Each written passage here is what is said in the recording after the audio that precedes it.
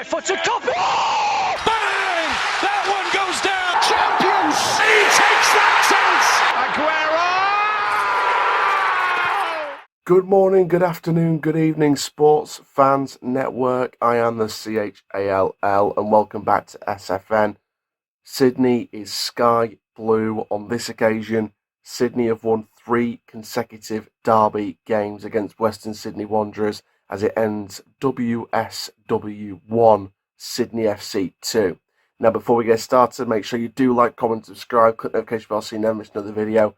Let's get straight into this one then. So, for me, it was a decent game overall, a good derby atmosphere. The fans were amazing on both sides of the equation. Sydney were on fire. Western Sydney were brilliant as well. I think both teams were up for it. Obviously, a whole batch of debuts, with this being the opening weekend of the A-League in Australia.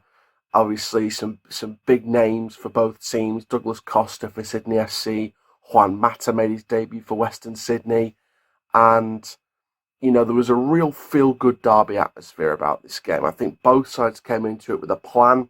Western Sydney were structured, they were direct, they were, you know, very attack-based. They were looking to do the best in transition, they were looking to do good on the counter. They had a lot of pace on the counter as well. I noticed straight away in the 3rd minute, the left-back, Jack Kisby, was someone who immediately struck out to me from the minute go in terms of his pace, his drive, his overlap. And, you know, they had to really combat that, Sydney. And I felt they dealt with that very, very well. Sydney FC, for me, were the better footballing side. And the reason why I say that is because Sydney FC were a lot more fluent in their play. I think that there were a lot more one-touch, they were a lot more fluent, a lot more fancy, a lot more organised in terms of their kind of street cred. And what I mean about street cred is they're very safe and comfortable and happy to do the one-touch, fancy flick-ons, and they looked like Barcelona at times in terms of the way they were playing, in terms of the way they were flicking it about to each other, you know, with the greatest of ease, and sort of playing piggy in the middle almost with the Western Sydney players in between two players almost on a number of occasions during build-up play. And for me, Western Sydney were a great side, but Sydney FC were controlled. They lost quite a lot of that control at times in the second half and in moments in the first half after the goal as well. And Western Sydney deserved that equaliser, but then Sydney, you know, just as Juan Mata was coming onto the pitch, get it straight back up the other end, get the goal. They managed the game very, very well as the second half wore on. You know, keeping it in the corner, you know, time wasting, proper game management, proper S-housery, as people would call it over here. And Sydney FC, for me, like I said, were a pretty good side, and they held their own really well. Like I said, Western Sydney offered to throw the kitchen sink at times in the second half. They really went for that equaliser, but they just couldn't get it. And I think part of it for me, from a Western Sydney perspective, is their vital touch let them down on a number of occasions, whether it's the final touch in the box before the keeper saves it, or it's blocked, or it's cleared, or good defending by Sydney, for example. Or it was a case of not being in the right area for the vital touch, and it just rolling away, or rolling into the keeper, or cleared by the defence. Something in the final moment was missing at times for Western Sydney, and I think they know that already. Obviously, Juan Mata came off the bench in the second half, and obviously his presence just livened up the atmosphere a lot more. Obviously, he'll grow into his game time at Western Sydney. He'll get some decent amount of minutes over there in Australia, and, you know, I wish all the best to Juan Mata, of course, ex-Chelsea, ex-Manchester United attacking player. And like I said, Sydney for me overall were the better side. I think that Sydney they managed the game well when they went down to 10 men, which was definitely a red card, by the way. And no complaints from me. I think Max Burgess will watch that back and wonder what the hell he was thinking. It was a stamp on the shin, inside of the ankle. It was a clear red card, no complaints. And can I just say, by the way, that referee, Alex King, was spot on for the entire match. You know, here in England, we've gone on about our refereeing problems for ages. We've talked about referees. We've talked about how inconsistent they can be. at all levels, not just one level or one particular division, but all across the board. There's been inconsistencies, there's been questionable performances from a refereeing perspective. However, this referee in Australia, Alex King, was spot on for I'd say, all but one incident of that match. There was one tackle where the Sydney player got the ball, but the follow through, the follow through was what did it. But it was a little bit of a soft one. But I can understand it. Alex King was spot on there. For pretty much all that match, he was spot on. So let's give you my thoughts on the goals. First of all, the opening goal for Sydney SC in the 17th minute. It was a good flick on from Klimala. Lolley, who fired through brilliantly. And Lolley, could we just highlight Joe Lolley in this, by the way? Lolley was my man of the match for the entire game, playing the full 90 odd. 1 goal out of 5 shots in total. 83% pass accuracy in that game. We're not bothered about XG. I don't care about XG. I'm bothered about what he actually did.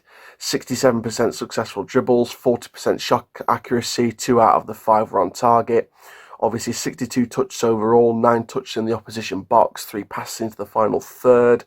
A whole flurry of stats. Defensively as well. Recovered the ball 5 times, dribble passed twice. Only twice, 3 defensive actions overall, 8 duels won, 4 duels lost, 57% ground duels won, 80% aerial duels won. Lolley was a real presence on that pitch today. He, like I said, he was my man of the match for me, and he did very, very, very well in terms of the opening Sydney goal and firing past the 2 defenders. Yes, the defenders needed a bit more work, and for me, I felt like personally, I think the defending on that goal should have been a lot better than that. But Lolley did his bit. He fired through the 2 defenders and got Sydney in front. The second goal, of course, the equaliser in the 56th minute, coming from Aydan Hammond, who, again, I will say he is my man of the match for the opposition.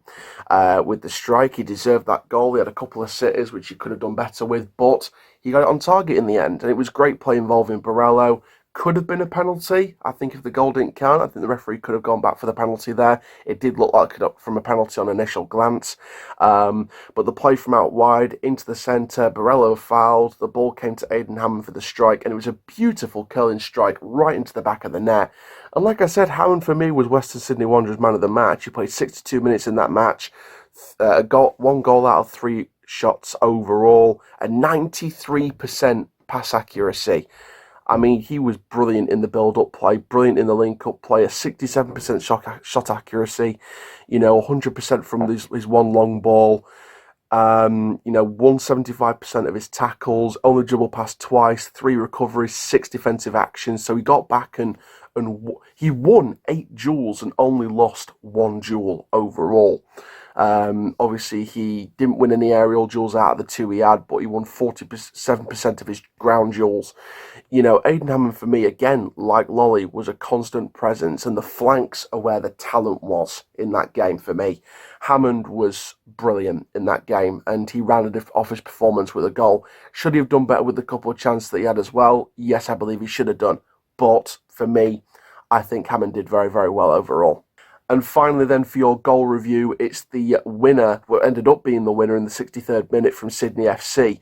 Beautiful cross from Douglas Costa, and Klimala flicked on with the header. But I've got to give credit to Hayden Williams, who had the initial header off the cross of Douglas Costa, and that's what gave Klimala the flick on in the right area. Klimala did well floating around the box, but Hayden Williams, well done to him. 20 years old, played the full 90 minutes in that game. He got his assist. 2 clearances, 2 header clearances overall, 3 interceptions, 9 defensive actions in total, 5 recoveries, won 80% of his ground duels. Hayden Matthews, Hayden Matthews, my apologies, was brilliant in that game. And for me personally, like I said, he had overall a good defensive performance, 70% pass accuracy, defensively linked up well. And Hayden Williams, for me, was a brilliant, brilliant performer in that game. And he deserves his flowers for the performance that he had as well. And I thought he did quite well. So let's go through both teams' upcoming fixtures, starting off with the hosts, Western Sydney Wanderers. They'll need to bounce back as quick as possible. Obviously, it is just the opening of the season, but we'll see what happens there. They go away to Western United on the 27th of October before a 2nd of November home meeting against Adelaide United. They then host Newcastle Jets on the 8th of November before travelling to Sydney FC for another Sydney derby on the 23rd of November, and then they'll go away to Melbourne City on the 30th of November. So what about Sydney FC? Well, they are in AFC Champions League 2 group stage action away at Summaries Hiroshima, the J-League leaders, on Wednesday the 23rd of October, before they're back in league action on the 27th of October away at Auckland FC, the debuting Auckland FC, who started off pretty well with a 20,000 capacity in their first game in A-League action. They then go away to Brisbane Roar on the 1st of November before they have another group stage match in the AFC Champions League 2, hosting Summaries Hiroshima on the 7th of November. They then go and host MacArthur in the A-League on the 10th of November. So that is it, ladies and gentlemen. That is your review of the A-League match, the Sydney Derby between Western Sydney Wanderers and Sydney FC. Now make sure you stay tuned for more match reviews here on the Sports Fans Network, the SFN, bringing you all the latest from worldwide sports. And for now, ladies and gentlemen, I am the CHALL, and that is full time. Right foot to copy.